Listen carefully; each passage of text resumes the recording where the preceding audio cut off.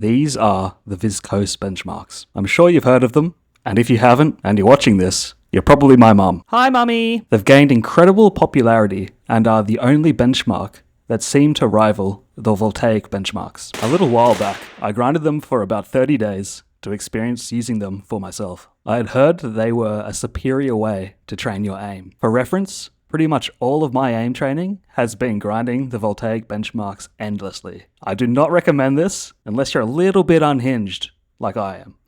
So according to the title here, Viscose claims that this is the best way to train your aim. And look, you gotta hand it to her. After experiencing it myself, I somewhat agree with her, but the devil is in the details. They might be the quote-unquote best, but probably not for the reasons you think. I'm gonna address this a little bit later in the video. But first, I wanna share with you my overall experience grinding the benchmarks, like what I enjoyed about them, what I hated about them. Then I'm gonna go into what she does so well, as well as why they're so popular. And then we'll get into the bit about the details.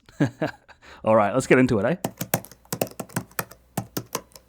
Utter balderdash. So personally, the biggest benefit I found with Viscose's benchmarks were right at the start. You see the subcategories for the control tracking? Arm, wrist, and fingertip. Previously, I never actually actively thought about what part of my arm I was using to aim with. And so when I saw these categories, a light bulb kind of switched on. I'm now much more aware of what part of my body I should be using when playing a given scenario. So my advice to people now would be, if you are playing a scenario on Viscose's benchmarks, really think about which part of your arm you are using. And when you go to play, say, a game, or you want to use the voltaic benchmarks to see where your skill's at, try not to focus on your body, but more so the target. It's basically like learning anything. Let's say you're learning an instrument or you're playing a sport, especially a sport with a bat. You're going to learn the movement first. You're going to perfect that movement. And then whilst you're in the game, you're just going to be focused on the target, the ball, the whatever, because you've already learned how to do it. So take that approach to aim training, I reckon. That's what I've kind of been doing since playing Viscoses. And even recently, I've just hit Nova on Snake Track, as well as Pentabounce, and being more aware of my body movements has helped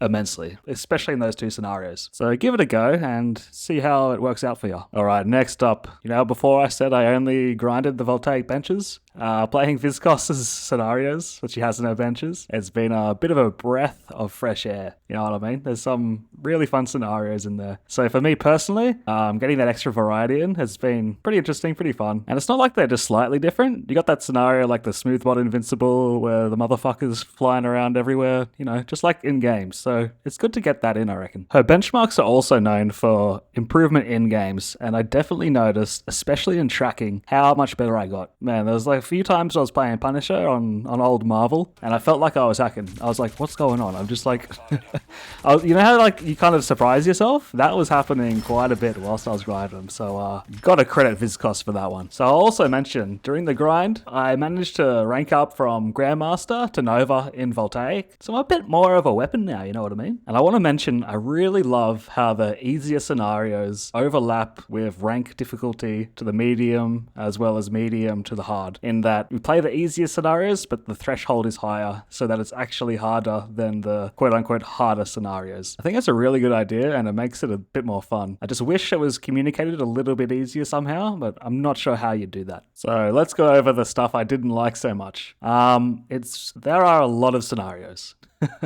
It's a big slog to finish off the benchmark. And for me personally, it is very tracking heavy. I understand it, but if it could just be a slightly less tracking, a little bit more clicking, I would enjoy it a little bit more. And these fucking scenarios, I'll just play some here. Now I understand it's impossible to keep everyone happy, as well as some of these criticisms, you can't have your cake and eat it too, right? Like, if you want to go for a holiday to Japan, you have to get on a long-ass flight. There's just no way getting around it. If you want to build muscle, you got to lift heavy weights. If you want better aim, you have to play these annoying-ass scenarios. It's just life.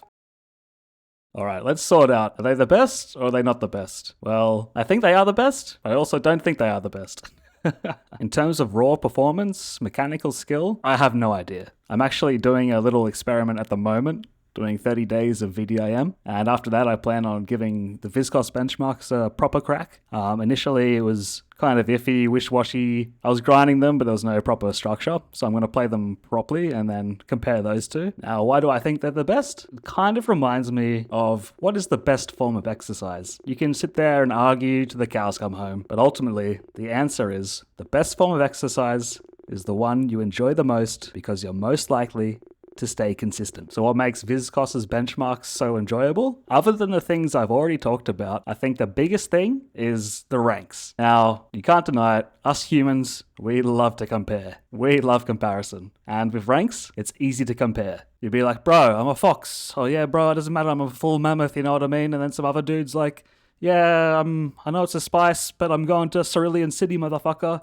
And then this other dude's like, yeah, I'm full velvet. Fuck you all. You know what I mean? Like, you got that comparison. It's fun. Getting ranks is fun. Ranking up is fun. And you got that community as well. Like, Viscose has a big community. And so it kind of attracts people in and it's like self-fulfilling. You know what I mean? Let's say VDIM was objectively better at making you a more skillful aimer. But it's like kind of cold and stale. There's no real community. There's no rank for it. I think VDIM has the potential to actually be better at training your skill, but because it's so cold and barren, you're not going to be consistent. And if you're not consistent, you're not going to improve. So that's why Viscose's benchmarks are the quote-unquote best at the moment. Alrighty, I think that's everything I wanted to cover. Cheers for listening, and I'll catch you later, hey?